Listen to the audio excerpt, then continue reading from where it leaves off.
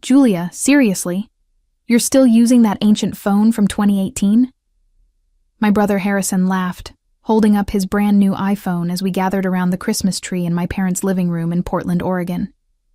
Look at this thing. It's practically a fossil. My name is Julia Thompson. I'm 28 years old, and for as long as I can remember, I've been the family disappointment. While my siblings splurged on designer clothes, luxury gadgets, and expensive dinners, I clipped coupons, shopped at thrift stores, and lived in a tiny studio apartment on the outskirts of town. What my family didn't understand was that every dollar I saved was a dollar invested in something bigger than they could imagine. It still makes calls and sends texts, I replied calmly, tucking my old phone back into my secondhand purse. That's all I need. My sister Brenda rolled her eyes dramatically, adjusting her new Cartier watch. Julia, you're 28 years old and you dress like you're shopping in our grandmother's closet. Don't you want nice things? The room fell into that familiar pattern of judgment I had grown accustomed to over the years. My mother, Margaret, sighed deeply while arranging expensive ornaments on the tree.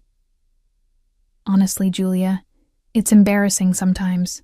When people ask about my daughters, Brenda works in marketing for a prestigious firm and drives a BMW. And then there's you with your part-time jobs and extreme couponing. My father, David, nodded in agreement from his leather recliner. We raised you better than this, sweetheart. There's being financially responsible, and then there's whatever this is. You act like you're living through the Great Depression. Harrison smirked as he scrolled through his expensive tablet. Remember when she brought her own tea bags to that upscale restaurant for my birthday? The waiter didn't know what to do with himself. The laughter that followed felt like tiny needles pricking my skin, but I had learned to endure it. What they couldn't see was the purpose behind every sacrifice, every moment of ridicule I endured, while they lived paycheck to paycheck despite their impressive salaries. While they accumulated debt to maintain their lifestyles, I was building something extraordinary in the quiet hours after my part-time shifts ended. I'm doing just fine, I said softly, watching as Harrison's girlfriend Kelly joined in the mockery by showing off her designer shoes that cost more than my monthly grocery budget. Little did they know that in just a few minutes, Harrison would accidentally stumble upon information that would flip their entire world upside down. The phone they mocked was about to reveal a secret that would transform their laughter into desperate pleas and their condescension into shocked silence. The mockery continued as we moved to the dining room for dinner. Brenda made a show of photographing her expensive meal for social media while commenting on how I had brought my own bottled water instead of buying the sparkling water my mother served. Julia's always been different, Margaret explained to Kelly, Harrison's girlfriend, as if I weren't sitting right there. Even as a child, she would save her allowance instead of spending it like normal kids. We thought she'd grow out of it, but here we are. I picked at my dinner, remembering the countless nights I had worked on my project instead of socializing. While my family attended expensive concerts and took lavish vacations they couldn't afford, I spent my evenings in my tiny apartment, surrounded by coding books and my laptop, developing what would become the most successful budgeting app of the decade. The worst part is that she has a computer science degree, David added, cutting his prime rib. She could get a real job at a tech company, but instead, she works part-time at that bookstore and does freelance work. It's like she's wasting her potential. What they didn't know was that my freelance work was actually the development and maintenance of FrugalSmart, an app I had created that helped millions of people manage their finances better. The irony wasn't lost on me that my family, who desperately needed financial management, had no idea their embarrassing daughter had created the very solution to their problems. Harrison pulled out his phone to show Kelly photos from his recent ski trip to Aspen. This cost me $8,000, but you only live once, right? He glanced at me with pity. Julia probably thinks I'm crazy for spending that much on a vacation. I think you should spend your money however makes you happy, I replied honestly. What I didn't add was that his $8,000 vacation was less than what I earned in passive income each day from my app. Kelly looked at me curiously. What kind of freelance work do you do, Julia? App development, I said simply, not wanting to elaborate. The truth was too complex and too unbelievable for this crowd. Oh, like making little games? Brenda asked dismissively. That's cute. Margaret shook her head sadly. We keep hoping she'll meet a nice man with a stable career who can take care of her properly. Someone who can show her what it's like to live a little. The conversation continued around me, each comment adding to the mountain of assumptions they had built about my life. They saw my thrift store clothes and secondhand furniture and concluded I was struggling. They saw my modest lifestyle and assumed I was failing. What they couldn't see was the empire I had built from my laptop, one line of code at a time. After dinner, we gathered in the living room to exchange gifts. I watched as my family opened expensive presents they had bought for each other on credit cards they were still paying off from previous year's celebrations. My gifts, while thoughtful, were modest by comparison. Homemade cookies, a book I had found at an estate sale, and a scarf I had knitted myself. These cookies are actually really good, Harrison admitted, taking a third one. Did you use that ancient oven in your apartment? The same one, I nodded, amused by how he couldn't conceive that someone might choose to live simply rather than be forced to by circumstances. As the evening wound down, Harrison excused himself to use the bathroom. My phone, which I had left charging on the kitchen counter, buzzed with notifications. Without thinking, Harrison picked it up, probably intending to hand it to me, but the screen lit up with my banking app still open from earlier, when I had checked my account balance. I watched from the living room as his face went through a series of expressions: confusion, disbelief, and then complete shock. He stared at the screen for a long moment, his mouth slightly open, before looking toward the living room where I sat. "Julia," he called out, his voice strangely hollow. "Can you come here for a second?" The tone of his voice made everyone in the living room look up. Margaret and David exchanged glances, probably expecting Harrison to share another story about my frugal habits. Brenda continued scrolling through her phone, and Kelly looked mildly curious. I walked into the kitchen, already knowing what Harrison had seen. My banking app displayed my current account balance, $12,347,892.73. Below that were notifications about my daily earnings from Frugal Smart, my investment portfolio updates, and transfer confirmations from my business accounts. "Is this real?" Harrison whispered, holding up my phone with trembling hands. "This can't be real." I took my phone from him calmly. "What are you talking about?" "The money, Julia. There are $12 million in your account. $12 million. His voice cracked slightly. "How is that possible?" The living room had gone completely quiet. I could feel everyone's attention turning toward the kitchen, sensing that something significant was happening, but not yet understanding what. Harrison's face had gone pale.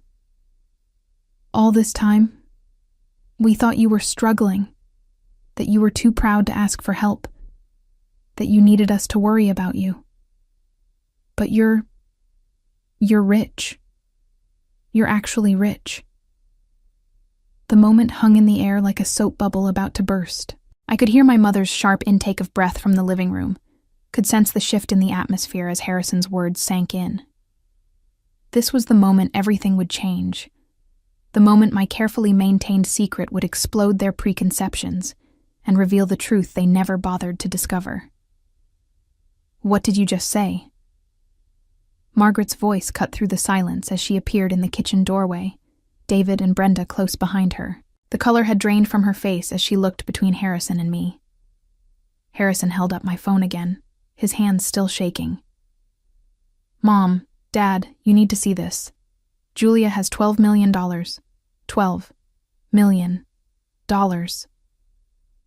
The kitchen erupted into chaos.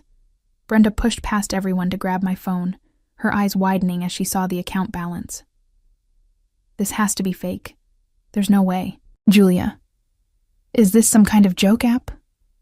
"Give me that," David demanded, snatching the phone from Brenda's hands. His reading glasses slipped down his nose as he studied the screen. "These numbers, These can't be real. I stood calmly in the center of the storm, watching as my family processed information that contradicted everything they believed about me. Margaret gripped the kitchen counter, her knuckles white. Julia, explain this right now. Where did this money come from? I developed an app, I said simply. It's been quite successful. An app? Harrison's voice pitched higher. What kind of app makes $12 million? A budgeting app called Frugal Smart. Maybe you've heard of it. The silence that followed was deafening. I watched as recognition dawned on their faces. Frugal Smart wasn't just any app.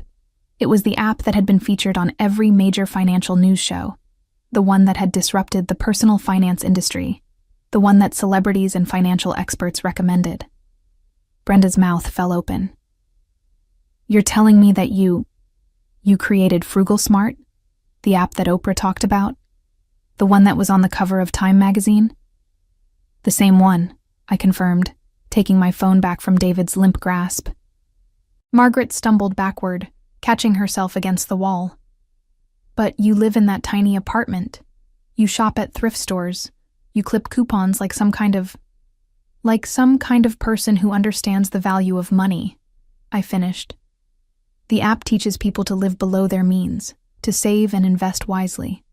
I practice what I preach.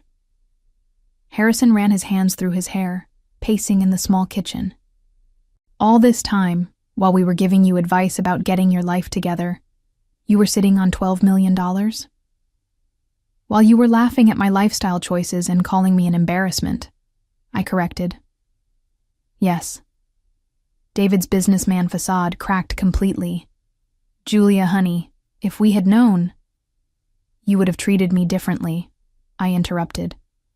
Which is exactly why I didn't tell you. Kelly, who had been silent through the entire revelation, finally spoke up. So when Harrison spent $8,000 on that ski trip, you could have paid for it without even noticing? I nodded. I make more than that in daily passive income from the app. The room fell silent again as the implications sank in. Every joke about my old phone, every comment about my thrift store clothes, every expression of pity for my supposed financial situation, all of it had been based on complete ignorance of my actual circumstances. Brenda's expression shifted from shock to something calculating. Julia, this changes everything. We're family. Families should support each other. I raised an eyebrow. Support each other? Like how you supported me when you called my lifestyle embarrassing at every family gathering? That was different, Margaret said quickly, her tone becoming wheedling. We were just concerned about you. We wanted what was best for you. What's best for me apparently wasn't good enough for you, I replied, until you found out it came with a bank balance you approved of. The transformation in my family's behavior was immediate and nauseating to watch. Within minutes of discovering my wealth, the same people who had spent years mocking my choices were suddenly full of praise and newfangled concern. You know what, Julia? I always admired your discipline, David said, his voice taking on a tone I had never heard before. Your mother and I were just saying the other day how smart you were to live so modestly. I almost laughed at the blatant lie. Really? Because 30 minutes ago you said my lifestyle was embarrassing. Margaret jumped in quickly. We were just worried about you, sweetheart. We thought you were struggling and we didn't know how to help without hurting your pride. My pride? I repeated incredulously. You thought calling me an embarrassment in front of strangers was protecting my pride? Harrison, who had been suspiciously quiet, suddenly perked up. Julia, I've actually been working on this amazing business idea. It's a social media platform for extreme sports enthusiasts. I just need some startup capital, maybe $2 or $3 million to get it off the ground. There it was. Less than 10 minutes after discovering my wealth, and the requests were already starting, Brenda chimed in eagerly. And I've been looking at this amazing condo downtown. It's only $1.5 million, which is nothing for you now. I could pay you back gradually. Pay me back with what money? I asked. Last I heard, you were maxed out on your credit cards. Her face flushed.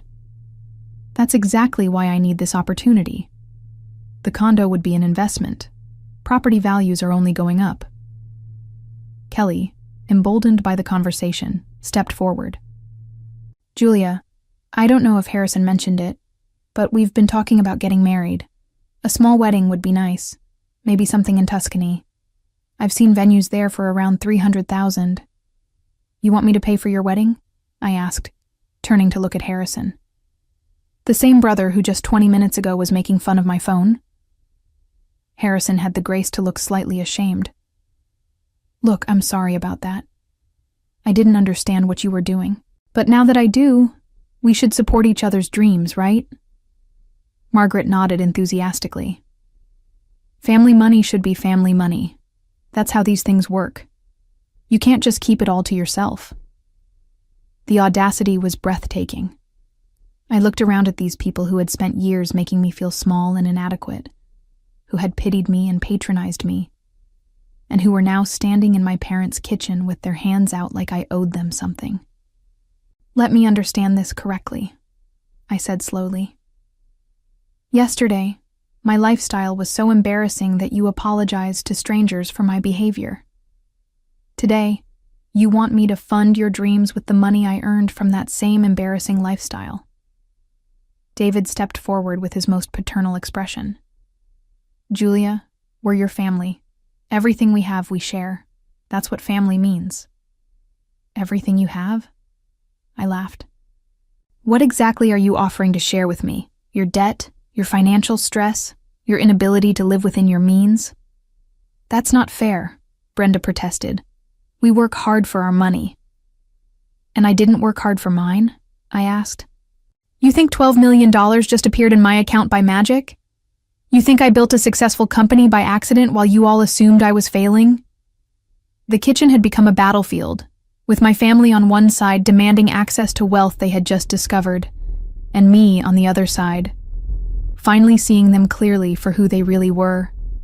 The confrontation reached a boiling point when my extended family arrived.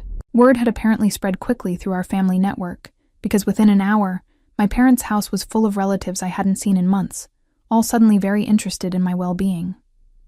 Uncle Robert, who had always treated me like the family failure, was now patting me on the back and calling me kiddo, like we had always been close. Julia, I've got this fantastic investment opportunity in renewable energy. It's a sure thing, and I know you'd want to get in on the ground floor. Cousin Patricia, who had made snide comments about my thrift store wardrobe at the last family reunion, was now gushing about how authentic and grounded I was. I've always said you were the smartest one in the family. I have this online boutique that just needs a little capital injection to really take off. My grandmother, who had arrived in what must have been record time, sat me down on the couch and took my hands in hers. Julia, dear, I'm so proud of you. I always knew you were special. Now, your grandfather and I have been struggling a bit with the medical bills, and I was wondering... I stood up abruptly, unable to listen to another word. The living room was packed with family members, all with their own sob stories and business plans, all suddenly treating me like the golden child they had never seen me as before. Enough, I said loudly, cutting through the chatter. All of you, just stop. The room fell silent, all eyes on me. 6 months ago, at Brenda's birthday party, half of you made jokes about my poverty mindset. Uncle Robert, you told people I was wasting my computer science degree. Patricia, you asked Mom if I needed help buying real clothes. Grandma, you suggested I was too stubborn to accept help from the family. I looked around the room at their suddenly uncomfortable faces. Not one of you bothered to ask what I was actually doing with my life. Not one of you considered that maybe, just maybe, I knew what I was doing. You all assumed that, because I didn't live the way you thought I should, I must be failing. Margaret tried to interrupt. Julia, honey, I'm not finished, I said firmly. Now, in the span of 2 hours, you've asked me for $17 million collectively. Harrison wants money for a business he hasn't even researched properly. Brenda wants a condo she can't afford. Kelly wants a wedding in Italy for a relationship that's 6 months old. Uncle Robert wants to invest in renewable energy despite knowing nothing about the industry. Patricia thinks I should fund her boutique that's already failing. The silence was deafening. Here's what's really interesting, I continued. Not one of you has apologized for years of treating me like I was an embarrassment to the family. Not one of you has acknowledged that your judgment was completely wrong. Instead, you've decided that now that I have money, I owe it to you. David stood up, his face red with frustration. Julia, we're your family. We love you. We've always loved you. I started laughing. I couldn't help it. The absurdity of the situation, the complete lack of self-awareness, the shameless entitlement. It was all so ridiculous that laughter was the only appropriate response. You love my money, I said between laughs. Yesterday you were embarrassed by me. Today you love me. The only thing that changed was a number in my bank account. Harrison stepped forward, desperation creeping into his voice. Julia, come on. We can work this out. We're sorry if we hurt your feelings. But we're family. This is what families do for each other. My laughter stopped abruptly. No, Harrison. This is what you want families to do for you. I looked around the crowded living room, at faces that had transformed from mockery to greed in the span of 2 hours. The same people who had spent years making me feel small and inadequate were now staring at me with naked desperation, their hands metaphorically extended, waiting for me to solve problems they had created through their own financial irresponsibility. You know what the funniest part is? I said, my voice cutting through the tense silence. Every single one of you needs my help because you've made terrible financial decisions. Harrison, you've blown through 3 jobs in 2 years because you keep taking expensive vacations instead of focusing on your career. Brenda, you're drowning in credit card debt because you buy designer clothes to post on Instagram. Mom and Dad, you're approaching retirement with almost nothing saved because you've spent decades trying to keep up with your neighbors. I watched their faces as the truth hit home. I created an app that teaches people to avoid exactly the mistakes you've all made. And instead of learning from it, instead of asking for advice, you mocked me for living the lifestyle that made my success possible. Margaret's voice was pleading now. Julia, we made mistakes. We can admit that. But family forgives. Family helps each other. Family respects each other, I shot back. Family doesn't spend years tearing someone down and then expect a bailout when it's convenient. I walked to the front door and opened it wide. The December air rushed in, carrying with it the scent of snow and the promise of a fresh start. Here's my final answer to all of your requests, I said, turning back to face the room full of shocked relatives. No. No to the business investments, no to the condo, no to the wedding, no to the medical bills, and no to every other hand you're going to stick out. You can't be serious, Harrison said, his voice cracking. Dead serious. The same determination you all mocked is the same determination that's going to keep my money exactly where it is, with the person who earned it. The explosion of outrage was immediate and predictable. This is ridiculous, Uncle Robert shouted, his face turning purple. You can't just hoard wealth while your family struggles. Watch me, I replied calmly. Brenda burst into tears, though I suspected they were more manipulative than genuine. Julia, I'm your sister. How can you just abandon me? The same way you abandoned me every time someone asked about your embarrassing sister, I answered. Harrison made one last desperate attempt. Julia, if you do this, you'll regret it. Family is all we have. Money doesn't last forever. I smiled at him, the same brother who had made fun of my phone just hours earlier. You're right, Harrison. Family is all we have, which is why it's so important to choose wisely. The implications of my words hung in the air. I wasn't just refusing their requests. I was cutting them off entirely. "You're making a huge mistake," David said, his voice cold with anger. "We won't forget this." "Good," I replied. "I hope you remember it every time you're tempted to judge someone based on their appearance or lifestyle choices." Patricia tried a different approach. "Julia, think about what your success could mean for the whole family. We could all be better together." "We could have been better all along," I said. "But you chose mockery over support, judgment over curiosity, and assumptions over actual conversation. That was your choice. This is mine." I gestured toward the open door. "I have work to do. My app won't manage itself, and unlike some people, I believe in earning what I have." One by one, they filed out, their faces showing various combinations of shock, anger, and disbelief. Harrison was the last to leave, pausing at the door to look back at me. "This isn't over, Julia." "Yes," I said, closing the door firmly behind him. "It is." In the months that followed, my family faced the harsh consequences of their years of poor financial decisions and cruel treatment. Harrison's attempt to launch his extreme sports social media platform failed spectacularly when investors realized he had no actual business plan beyond people like extreme sports. He burned through his remaining savings trying to convince venture capitalists to fund his half-baked idea, ultimately having to move back in with our parents when he couldn't make rent. Brenda's financial situation deteriorated rapidly without the bailout she had expected, forcing her to declare bankruptcy and move into a studio apartment while working 2 part-time jobs to pay off her massive credit card debt. Margaret and David discovered that their retirement dreams were impossible without my financial support, requiring them to continue working well into their 70s while watching their friends enjoy the golden years they had assumed my money would provide.